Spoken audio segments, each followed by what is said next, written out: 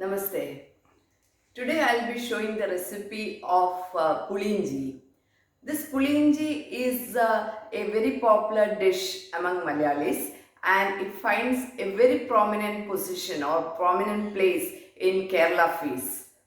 Now for my non-Malayali friends, I would just like to give some introduction that this Puli Inji, it consists of two words, namely Puli and Inji. Puli means tamarind and Inji means ginger. Now, this cannot be called a curry actually. This is a side dish which is made using tamarind, then ginger and lots of green chillies.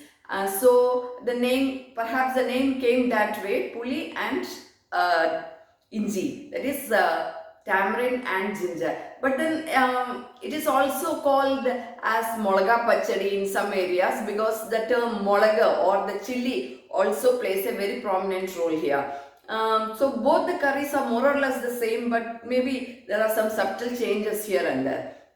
But anyway, today I'll be showing our version of making pulinji. For that, let us have a look at the ingredients. So the basic ingredients are, of course, as the name suggests, tamarind. Here I had taken a big ball. You can see this much tamarind. So this is soaked in water for some time, and then we have to make a thick pulp, okay, thick gravy. That I will show you as we go along in the video. Then we need green chilies and ginger. Here I have taken around 12 to 13. It again depends how much quantity of pulinji you are going to make. And I have taken a piece of ginger like this. Make sure that you cut it as tiny or as small as possible. Then we need jaggery. Here I had taken jaggery syrup. It is around 3 ladles of jaggery syrup for this much tamarind. Here we get jaggery generally in two forms here. Maybe as pellets or we get it as lumps, small lumps like this.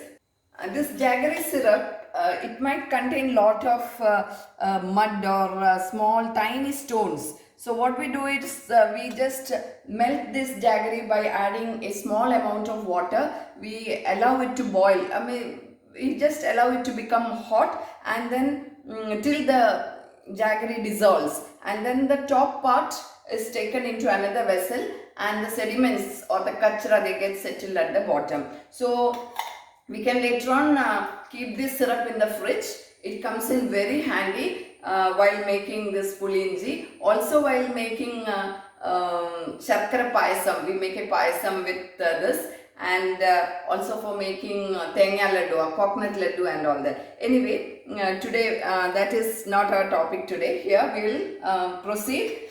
We need some coconut oil. Here I have taken 1 tablespoon of coconut oil. This is for adding the tadka or doing the tempering, and we do the tempering with mustard seeds around 1 teaspoon and curry leaves. Then we add the sesame or the til or elder. Here we have taken 2 tablespoons of sesame, black sesame, and then I have roasted it and just roughly crushed it. So this we will be adding towards the end. It is added towards the finishing stage of pulinji. It gives a nice aroma and a nice flavor to our pulinji. And there is one secret ingredient that my amma puts in this pulinji. It is a podi, it is a powder. I'll show you this powder. So this powder is actually used in order to thicken the otherwise little watery pulinji, and that is, it acts as a thickening agent, and apart from that it also lends a very nice aroma and flavor to our pulinji. So I will be showing the ingredients for this, making this podi also as we go along in our video. So I'll just switch on our gas. Yeah, I'll be in fact starting it from the middle stage because as I told you, I have taken a thick solution, thick gravy of tamarind into tamarind pulp. Into the tamarind pulp I have added this green chilies and ginger that has been cut into very tiny pieces.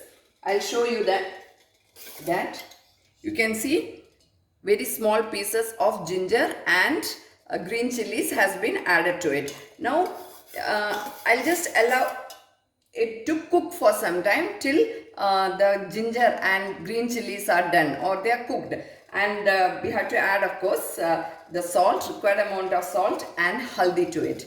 Then after it is cooked, I have added this amount of jaggery, that is around 3 to 3.5 ladles of jaggery to it, and I have cooked it for some time. This I have kept it ready because making pulinji is a long process, and so I can't show the whole thing in the video. So I have cooked till here. Now from here on I will be showing how to finish the making this pulinji. So you can see the consistency. I have boiled it for a long time, and then the consistency is something like this. You can see this. It is a flowing consistency.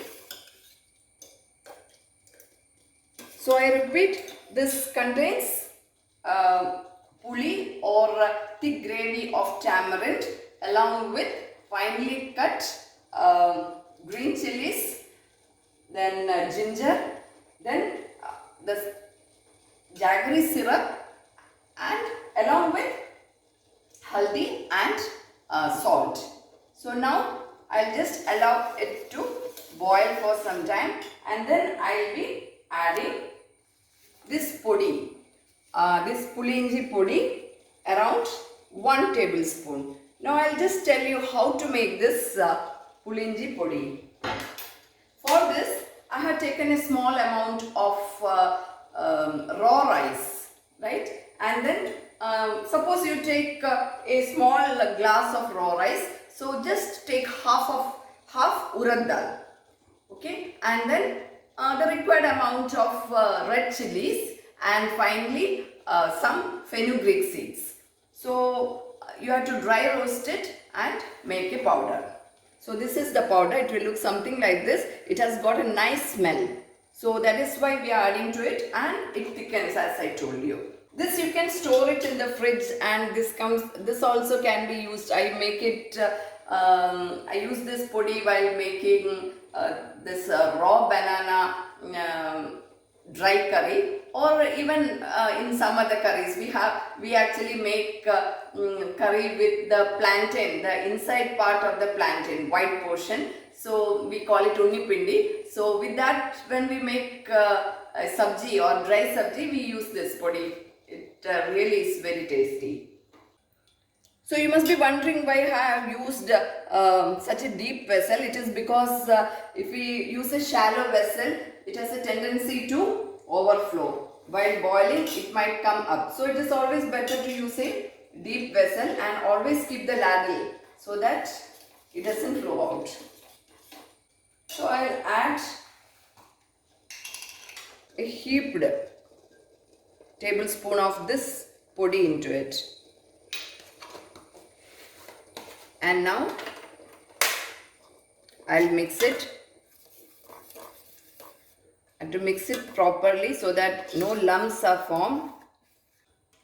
Now you must be seeing the consistency of the pulinji is changing. And the whole kitchen has started smelling of this pulinji. See, now I'll just allow it to boil for some time, and I'll show you the consistency. So I'll just allow it to cook for some time. Meanwhile, I'll do the tempering part. I'll pour some coconut oil. I kept the pulinji in a sim position in order to allow it to boil. Meanwhile, here I'll put the mustard. Now it's fluttering. I'll switch off the flame and then put the curry leaves into it.